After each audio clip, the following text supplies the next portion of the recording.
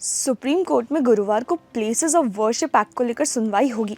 लेकिन क्या आपको पता है कि प्लेसेस ऑफ वर्शिप एक्ट आखिर है क्या? ये एक्ट 1991 में आया था। इस एक्ट के मुताबिक 15 अगस्त 1947 यानी आजादी तक जो धार्मिक स्थल जिस पक्ष के पास था वो उसी के पास रहेगा। इसे तोड़ने या बदलने की कोशिश पर 3 साल की जेल और जुर्माना हो सकता है। इस एक्ट की वैधता को चुनौती देने वाली कई याचिकाएं कोर्ट में 2020 से लंबित हैं। अब इस लॉ पर हिंदू और मुस्लिम दोनों के अलग अलग तर्क हैं। हिंदू पक्ष का कहना है कि ये कानून उनके पूजा स्थलों और तीर्थ स्थलों को वापस पाने में बाधा है। वहीं मुस्लिम पक्ष को डर है कि इसे खत्म करने पर मस्जिदों के खिलाफ केस की बाढ़ आ जाएगी। लेकिन इसी लॉ का एक क्लॉज है जिसे शायद मुस्लिम पक्ष नजरअंदाज कर रहा है और इतना हंगामा हो रहा है। वो क्लॉज ये है कि अगर कोई इमारत या स्थल ASI के अंडर है तो उस स्थल पर मस्जिद है या मंदिर, इसका फैसला ASI सर्वे के बाद खुद करेगा और वही फैसला मान्य होगा। इसी संदर्भ में 2019 अयोध्या के फैसले के बाद कोर्ट में ऐसे 9 नए केसेस दर्ज हुए जिनमें ये दावा किया गया कि यहाँ कभी हिंदू मंदिर हुआ करता था। और अब तक देश में कुल 16 बड़े मंदिर मस्जिद विवाद सामने आए, जिनमें से 9 नए और 7 पुराने विवाद हैं। इनमें से कुछ प्रमुख विवाद रहे काशी की ज्ञानवापी मस्जिद, यहाँ शिवलिंग मिलने का दावा किया गया है और सर्वे चल रहा है।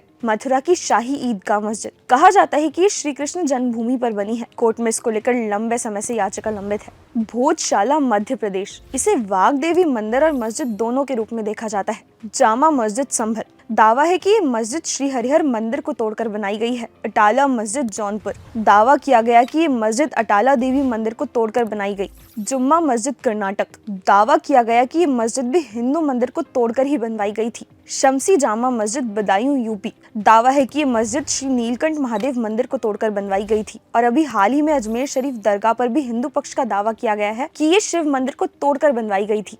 अब ये मुद्दे हमें ये सोचने पर मजबूर कर देते हैं कि आज तक कोर्ट में एक भी ऐसा केस नहीं गया जहां कभी मुस्लिम पक्ष ने ये दावा किया गया हो कि ये ऐतिहासिक मंदिर कभी मस्जिद हुआ करता था। ये बात थोड़ी हैरान कर देने वाली भी है। वहीं हिंदू पक्ष से अब तक 16 याचिकाएं कोर्ट में दायर की जा चुकी हैं।